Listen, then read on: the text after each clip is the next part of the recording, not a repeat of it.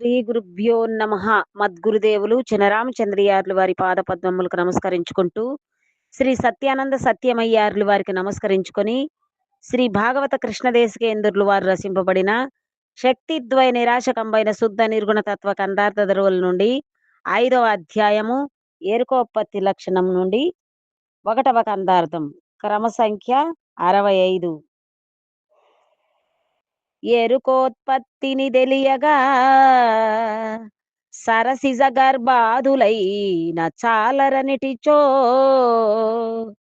నరుడెంత వాడది ఎరుగుదునన వట్టి మాటలివి వింతాగాక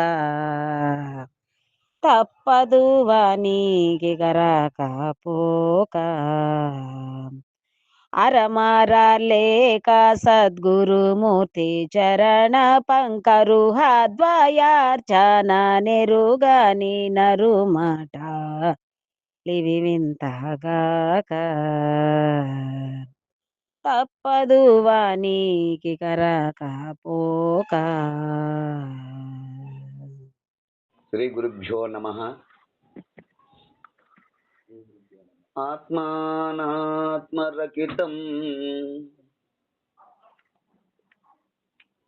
అచల పూర్ణోపదేశికం శ్రీ నిశ్చలానంద నారాయణ గురోర్శిష్యం శ్రీశైల వంశాంబుధిరేవ జాతం శ్రీ పరమానంద శంకరేంద్రం గురుం భజామి.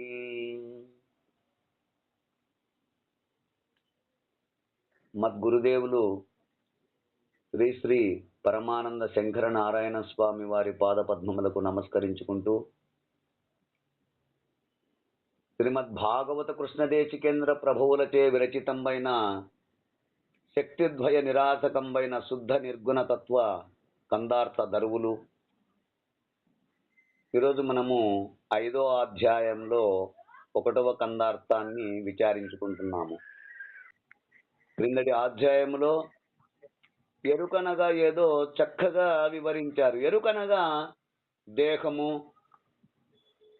ఇంద్రియములు, వర్ణాశ్రమములు, అంటే వర్ణ ఆశ్రమములు, వర్ణములు, ఆశ్రమములు, కుల, గోత్ర, నామరూపాత్మిక సతీ సోదరాదులు, బంధువర్గము, ప్రజావర్గము సమస్తము ఎరుకయే. ఇంకా హరిహర బ్రహ్మాది సమస్త దేవతలు, సమస్త చరాచర వస్తువులతో కూడిన సమస్త బ్రహ్మాండము ఎరుకే అని నిష్కర్షగా మనకు తెలియచేశారు. ఇంకా చతుషష్ఠి విద్యలు, ప్రణవరూపమైన ఓంకార బ్రహ్మము, నాద బిందు కళ, సమస్త త్రిపుటీలు, ఆత్మానాత్మలు, అధిష్టాన చైతన్యము సమస్తము ఎరుక. జగత్తు, జగత్ అధిష్టానమైనటువంటిది ఎరుకే. జ్ఞానముచే ఎంతవరకు నీకు తెలియబడుతుందో ఆ తెలియబడిన సమస్తము ఎరుకయే. అంతేకాదు, నేను మేనులు, శుక్ల శోణితములు, సుఖ దుఃఖములు, పిండ బ్రహ్మాండములు, జీవుడు ఈశ్వరుడు, ఆత్మ ప్రత్యేగాత్మలు, ఈ జీవ శివైక్యము, ఈ సమస్త ద్వంద్వ స్వరూపమైనటువంటిది అంతయు ఎరుకయే. ఎంతని చెప్పుకుంటా పోదు. నేను ఒక వాక్యములో చెప్పవలనంటే ఒక్క పరిపూర్ణ పరబ్రహ్మము తప్ప ఇతరమైన సమస్తము ఎరుకే అని తెలుసుకో. ఇంకను నిర్గుణ స్వరూపమైన ఎరుక అన్న, మరుపు అన్న, ఎరుకకు ఎరుక అన్న శుద్ధ జ్ఞానము, గుర్తు, సాక్షి, జ్ఞప్తి, స్ఫూరణ, ద్రష్ట, సంకల్పము, ఇచ్ఛ, అంతఃకరణము సమస్తమును ఎరిగేటిదనినా, పరిపూర్ణమును ఎరిగేటిదనినా, ఎరిగి తాలేనాని లేకపోయేటిదనినా ఎరుకే నాయనా. ఇట్టి ఎరుక పరిపూర్ణ పరబ్రహ్మములో కలవలే. తనకు తానే పరిపూర్ణములో లేకనే వచ్చి అనేక విధములుగా తాను చెడకుండగా తానే సృష్టి స్థితి లయములనే సమస్త కార్యక్రమములు చేయుచున్నది. ఎరుకయే కారణము కార్యము అయి ఉన్నది. ఈ సృష్టి స్థితి లయములకు కార్యకారణములకు ఎరుకయే కారణము గాని పరిపూర్ణము ఎంత మాత్రము కారణము కాదు. అది కారణము కాదు, కార్యము కానేరదు. పరిపూర్ణ బ్రహ్మము కర్తృత్వ భోక్తృత్వము కానిది. ఒక ఎరుకే ద్వంద్వరూపముగా పేరు, వస్తువు. ఈ పేరు, వస్తువు రెండు విభిన్న రూపములుగా ఏర్పడుతున్నవి.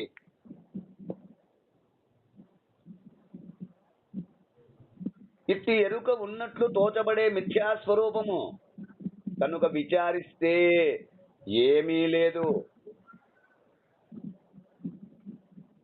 ఉన్నది శాశ్వతమైన పరిపూర్ణ పరబ్రహ్మము. అది మాత్రమే ఉన్నదని తెలిసి ఎరుక ఎప్పుడూ లేదు అని గురుమూర్తి ద్వారా విచారణ తర్వాత ఎరుకకు మూలము గాని స్థానము గాని లేదు అని మనసుకు దృఢమైన తర్వాత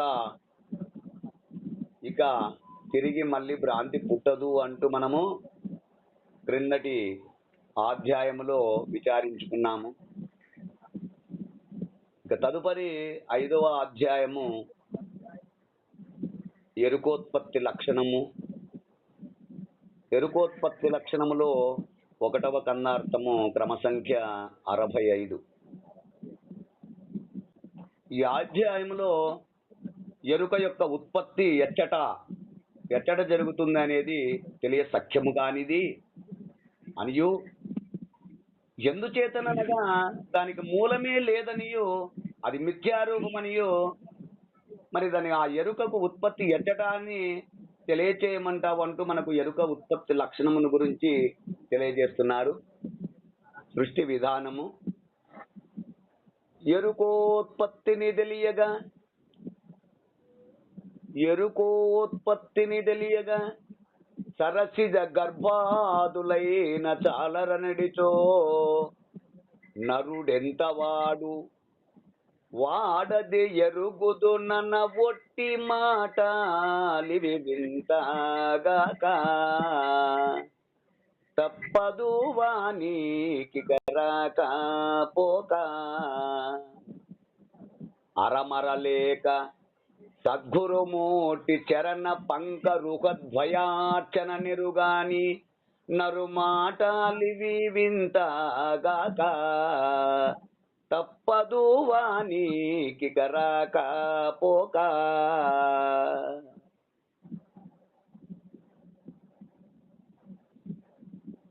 శిష్య, గురుదేవా, ఎరుకోత్పత్తిని తెలియగా, ఇక్కడ ఉత్పత్తి అనగానే ఏమిటి అంటే సృష్టి విధానము, అంటే సృష్టి క్రమము, సృష్టికి కారణమైనటువంటి. ఈ సృష్టికి కారణమైన వస్తువు అనగానేది అనగా ఎరుక. ఈ ఎరుక యొక్క ఉత్పత్తిని అంటే ఎక్కడి నుంచి ఉత్పత్తి అవుతుంది అని తెలియుటకు సరసిజ గర్భాదులైన, ఇక్కడ సరసిజ అనగా పద్మము అను నాభి యందు గలవాడు. అంటే విష్ణుమూర్తి ఆ బొడ్డు నుండి పుట్టినటువంటి వాడు. ఆ విష్ణుమూర్తి ఆ పద్మము అంటే నాభి యందు కలిగినటువంటి వాడు. అంటే విష్ణుమూర్తి ఆ బొడ్డు నుండి పుట్టిన వారెవరు అంటే బ్రహ్మదేవుడు. అది అందరికీ సహజంగా తెలిసినది విషయమే. చాలరనిటిచో అంటే సరితూగరు. అంటే విష్ణుమూర్తి మొదలగు దేవతలకే సాధ్యము కాదు. దేని గురించి? ఎరుక యొక్క ఉత్పత్తి ఎక్కడ జరుగుతుంది, ఎక్కడ ఉత్పత్తి అవుతుందని చెప్పాలి అనుకుంటే విష్ణుమూర్తి మొదలగు దేవతలకే సాధ్యము కాదు. అట్లయినచో నరుడెంతవాడు? ఇక్కడ నరుడెంతవాడు, నరుడెంతవాడు అనగానేంటి? నారం అనగా ప్రాణము. ఈ ప్రాణము హెచ్చుగా కలిగిన శక్తివంతుడు ఎవరు? నరుడు.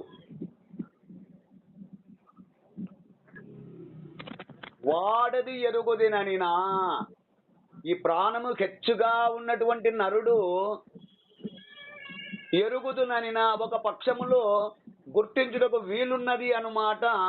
వట్టి మాట, నిజము కానిదే, అంటే అబద్ధము. విష్ణుమూర్తి బ్రహ్మాది దేవతలకే ఎరుక యొక్క ఉత్పత్తి తెలియదు అన్నప్పుడు నరుడు నాకు తెలుసును అనేటువంటి మాట అది నిజమేలా అవుతుంది? అబద్ధమే కదా. ప్రాణము హెచ్చుగా కలిగిన శక్తివంతుడు నరుడు, అటువంటి వాడికి తెలియనమాట ఒకటి మాట, నిజం కాదు, అబద్ధమే. నరుడు ఎంతవాడు? నేను ఎరుగుదునని నన్ను ఎవరైనా ఒకవేళ అన్నచో అది అసత్యపు మాటలే అగును, అది నిజము కాదు. ఇవి వింతగాక అట్టి మాటలు విచిత్రమైనవిగా ఉండును వినడానికి.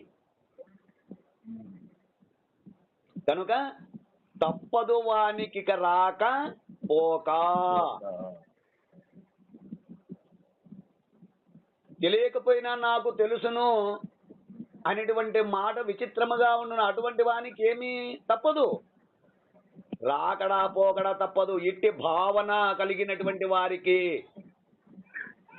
ఎరుక యొక్క పుట్టుక పలానా చోట నుండి పుట్టినది అని చెప్పినచో అటు వారికి జననం మరణములు తప్పవు.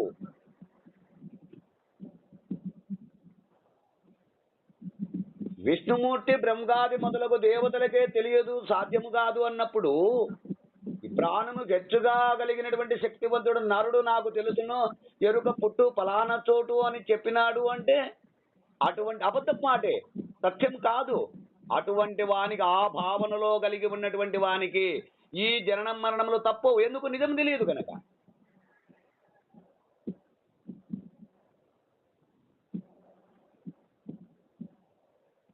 అరమర లేక ఎటువంటి సందేహానికి చోటివ్వకుండగా భేదము లేనివాడై ఆ సద్గురుమూర్తి, ఆ సద్గురుమూర్తి చరణములు అంటే పాదములు, పంకరుహద్వయార్చన నెరుగని అంటే ఆ సద్గురుమూర్తి యొక్క పాద పద్మద్వయమును అనగా దివ్య శ్రీ చరణముల ఆశ్రయించి ఉపదేశ క్రమముచే వారి అనుగ్రహమునకు పాత్రులై ఆ గురుదేవుని నిత్యము పూజించే వానికి మాత్రమే ఎరుకకు మూలము లేదని తెలియచున్నదేమో కానీ అలా కాక ఆ సద్గురువును ఆశ్రయించనిదే, సద్గురువు పూజ ఎరుగనిదే, అటువంటి వారికి ఎరుక పుట్టుక మూలము ఎంత మాత్రమూ తెలియదు. ఒకవేళ తెలుసుననినా అది అబద్ధపు మాటయే యగును. ఎరుకనగా మాయ, మాయ అంటే లేనిది, లేకనే స్వయంభూ మూలము లేనిదే, తనకు తానే పరిపూర్ణ పరబ్రహ్మములో లేకనే ఏర్పడినది.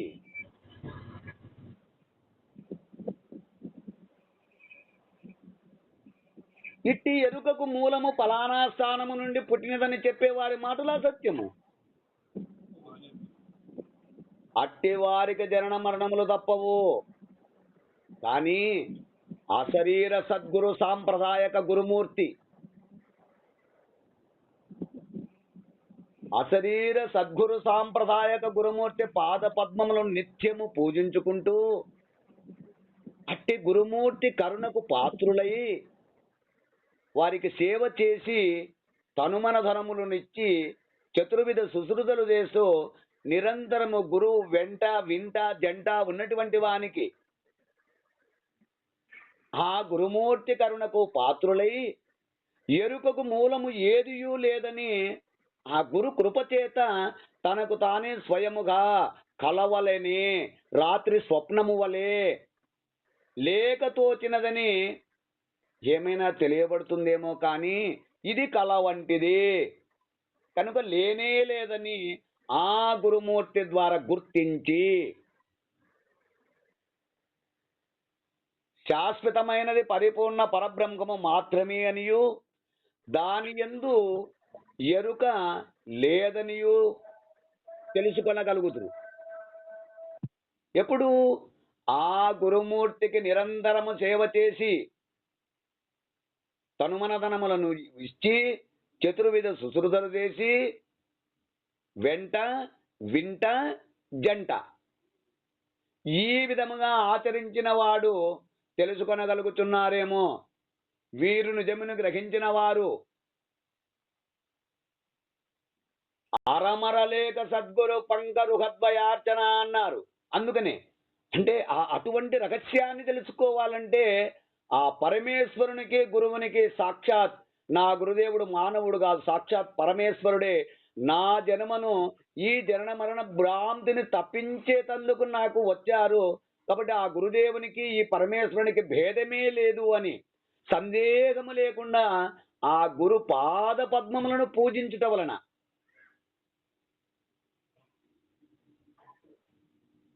ఈశ్వరునకు గురువునకు భేదము లేదని, గురుడు నరుడు కాదని, ఆ ఈశ్వరుడే తన యొక్క పుణ్య ఫల విశేషము చేత అపుణ్య సంస్కారముచే తనకు గురుమూర్తిగా అవతరించినాడనే మనసులో గట్టిగా దృఢముగా భావించి విశ్వాసము కలిగి ఆ ఈశ్వరుడే తన గురువని భేదభావము ఎంత మాత్రము లేకుండా వారి పాదపద్మద్వయమును నిత్యము పూజించిన వారికి మాత్రమే ఎరుక పరిపూర్ణములు ఈ రెండింటి యొక్క వస్తునిచ్చే జ్ఞానము ఏమైనా కలుగునేమో గాని అట్లు గురువును ఆశ్రయించనిదే, గురువు చేత విచారించనిదే, గురు కృపకు పాత్రుడు కానిదే ఆ ఎరుక పుట్టువు నాకు తెలుసును అన్నమాట అది సత్యము కాదు, అబద్ధమే అంటూ మనకు ఈ కందార్థము ద్వారా వివరణను అందిస్తున్నారు. మీరు కూడా ఈ కందార్థ భావాన్ని అందుకుంటారని కోరుకుంటూ జై గురుదేవ. ఇంకా ఈ కందార్థ భావాన్ని ఎక్కడైనా మీకు అర్థం కాకపోతే తమ తమ గురువుల ద్వారా విచారించి తెలుసుకుంటారని కోరుకుంటూ జై గురుదేవ. జై గురుదేవ. జై గురుదేవ. జై గురుదేవ.